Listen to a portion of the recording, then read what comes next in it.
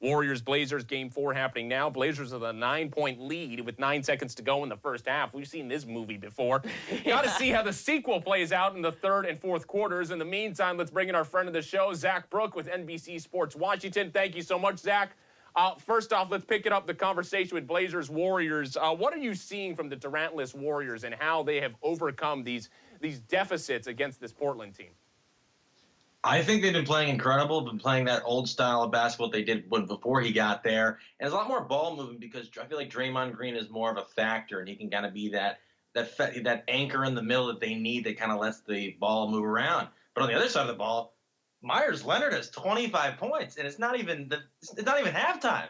Like, I don't know what's going on. He's the only one really giving that effort tonight, and hopefully he can will them because with the news of Damian Lillard's bruised ribs, they need somebody to step up, and hopefully it's going to be him. You know, Zach, I think you read our minds because that's exactly what we were talking about off camera a couple minutes ago. We were wondering, is everyone on Portland so exhausted that a guy like Meyers Leonard has to step up? I think that a lot of people they're kind of confused when he was extended and they gave him all that money and they kind of kept him on the roster. Didn't really play him at all this year because you had Nurkic and you had Enes Kanter. And then as soon as Nurkic went down, Kanter went in the lineup, and they brought Zach Collins on, and then they kind of embraced that small ball approach, and he just kind of got lost in the mix. And then they brought him on earlier in this series, and he's got the outside shot, and you saw it right there. He can knock it down. And I think he's been a polarizing factor for them, and maybe this could be something to take into consideration going into next season. I think they'll take this one tonight. I think they're going to win one for pride. But I think it ends Wednesday. Zach, although this series isn't over yet, I'm wondering about the Portland roster. Do you think the result of this series sparks any major offseason conversations about dramatic roster changes? No, I think this season was a plus in their eyes. I think they did a lot better than they thought they would. And especially as soon as Nurkic went down, I think people thought the season was lost. And then as soon as they got matched up with Oklahoma City in the first round, people thought, okay, now they're definitely done. And then they went over to Denver. They're definitely done. And look what they are now. I think this season is a major accomplishment in their eyes. It's the first time they've been at this stage of the postseason in 20 years? So I think while a lot of their guys have really reached their ceiling, I think the team knows, okay, we can play with these guys, and maybe that'll help them moving forward. And if they decide to move some minor pieces around, maybe they can bring a big contributor in and put them right on top of the West's elite. Meanwhile, in the East, two of the teams who we've felt have been elite all season, the Bucks and the Raptors, are going at it for a chance to make it to the finals. Now, we saw the Raptors take one game. Should we be encouraged about where Toronto's prospects are heading in this Eastern Conference Finals series, or was that just the obligatory one-game win before the Bucks send them packing? I think it was the one-game win because Giannis was completely neutralized the entire game. I know Kawhi Leonard was on him predominantly, but still, he finished with, 13 points, and he fouled out, in the beginning of the first overtime, and it went to his second, which means that the ancillary pieces got them to a second overtime and almost gave them a 3-0 series lead. And I know Kawhi Leonard had a great game. He looked a little banged up, but he's gonna tough through it. But I just think they're outmatched. Personally, I didn't think they were going to win that one, but they got it done at home. I know they've got a great fan base there, but I think I think both of these series are gonna end at the fifth game. I think they're just the Bucks and the Warriors are getting ready for the finals.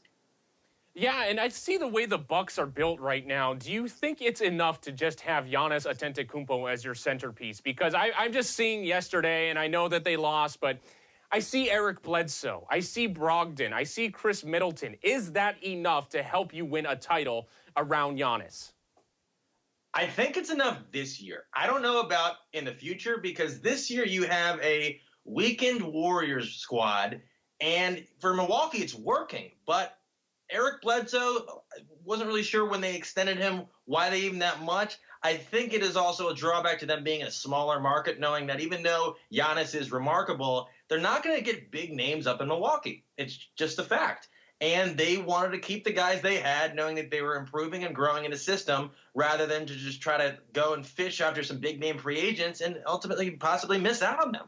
And they developed Middleton. He's been phenomenal. Brogdon's been phenomenal. This year, I think they can get it done, but this NBA landscape as we know it going into July is going to be completely different. There's going to be some big threes, but there's going to be a lot more big twos because the contracts are bigger, and we might see some tandems in New York for the Clippers, maybe with the Knicks. You don't know. And while what they have here is good enough for this year, I don't know if it's the start of a dynasty.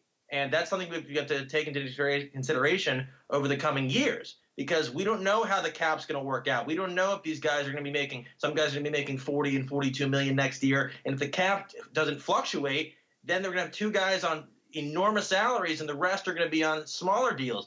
The past with Draymond Green, Klay Thompson, Steph Curry, and Kevin Durant all in one lineup, that's not going to happen again. And big threes, as we know it, may not happen again, and it might be just big twos. So if you look at their big two in Milwaukee, is Chris Middleton and Giannis Antetokounmpo enough to win not just one title but multiple?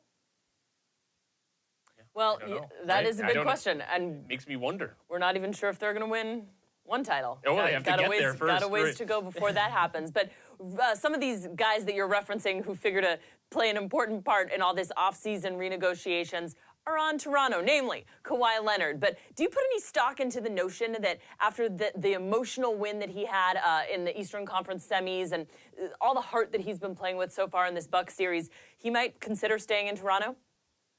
I think when he hit that game winner in Game 7, that was more emotion out of him than I'd ever seen in his entire career. And I think that kind of just set it in motion. I think he's going to stay. Because you saw what happened with Paul George. They didn't even get that far. And people kept saying while he was in Indy, he just wants to be in L.A. Anywhere he goes is going to be a one-year rental. Well, that's not the case. And you saw how much Paul George improved in Oklahoma City's system after just 1 year into year number 2. Imagine what Nick Nurse could do with Kawhi next year. So the possibilities are boundless. I think he's staying. Some of the other big-name free agents, that remains to be seen. Do you think Giannis, I know this is way down the line and it's not even in the conversation for this summer, do you think Giannis is a guy that would stay?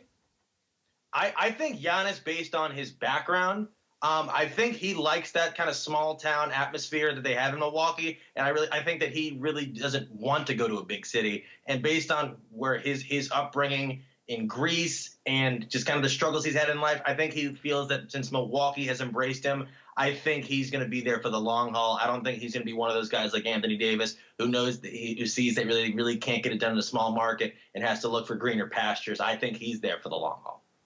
I think maybe my co-host is just having visions of Giannis Antetokounmpo in the purple and gold sometime down the line. It's never too early to start that conversation, okay? Never too early to start imagining a big-name player going to the Lakers. And speaking of, a lot of controversy in Los Angeles after Magic Johnson's comments on First Take. So whose side are you taking in the Magic Johnson-Rob Pelinka battle that is currently being waged? Personally, Magic Johnson was a childhood icon to me. And I always looked through him as being the best point guard of all time and going through adversity with his issues, with his disease, and just kind of making the best of it and being a great, upstanding citizen in the community, doing charitable works and doing all his business. And then when he took over as president of the Lakers, you're like, maybe he wants to kind of move into the front office role. But you really knew that he was just going to be the face of it. You knew he wasn't going to be sitting there in the office on a Friday afternoon. That's not him. We know that. And with the whole turmoil they've had this season, and then for him to just abruptly leave and then weeks later just do this interview on the same day as Frank Vogel's introductory press conference, I think it's a bad look. It's a bad look. While he just confirmed everything we already knew, I think it was just kind of fueling his ego. I don't think there was anything new that we learned today that we didn't already know. And I think while it was great for the viewership of ESPN and great for First Take, I don't know what it really did for Magic. Yeah, no, I thought it was extremely unprofessional. I also didn't think it was very classy at all, given the fact that, it is Frank Vogel's day to be introduced as the Lakers head coach. If you really had the best interests of the organization in mind, why would you take a flamethrower to the organization on national TV just hours before the new head coach is introduced?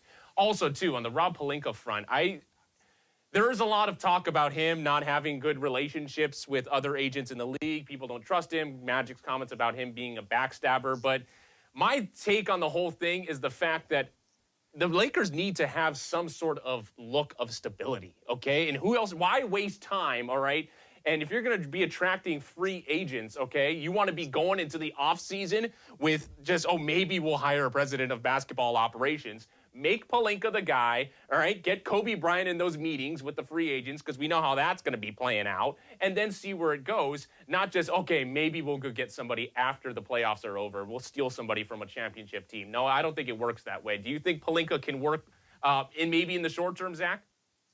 I think Pelinka, while they say that they're rooting for him, I think his time in LA really should be done, and they should really bring in somebody for the second biggest media market who actually knows what they're doing and has experience in the position, and hopefully someone that has no affiliation whatsoever to the Los Angeles Lakers, because this whole family dynamic, it needs to end. This isn't the mafia. We can't do this anymore. We got the Rambuses, you got the Busses, you got the Bryants, you got the Pelinkas, you got the Johnsons. Bring somebody in fresh, start anew, and hopefully they can rebuild the Lakers' glory, because he's not the guy. He's a great agent. He was pulling for his clients during the year, and that's great for the agents. That's not good for the two teams it affected. You saw what it did to the Lakers. You saw what it did to the Pelicans. And apparently, if he's not that well regarded amongst the rest of his fellow GMs and now president of basketball operations, maybe that means teams aren't really going to want to do deals with him if they think this guy is potentially is a backstabber, or just kind of sly and really just looking out for his own best interest. I think they really should start fresh, or they're going to have to start fresh as soon as they move on from him. I don't think it would bother Anthony Davis and Kawhi Leonard if Pelinka was there. And Giannis, too, in a couple of years, okay? I think we'll see how that goes. Zach Brook, NBC Sports Washington, thank you so much. Appreciate your time. Enjoy the games. Maybe we won't have basketball for, if the Warriors finish off the Blazers tonight and then the Bucks get the work done. Who knows, all right? So, but we'll be talking again soon, Zach. Thank you. Appreciate it.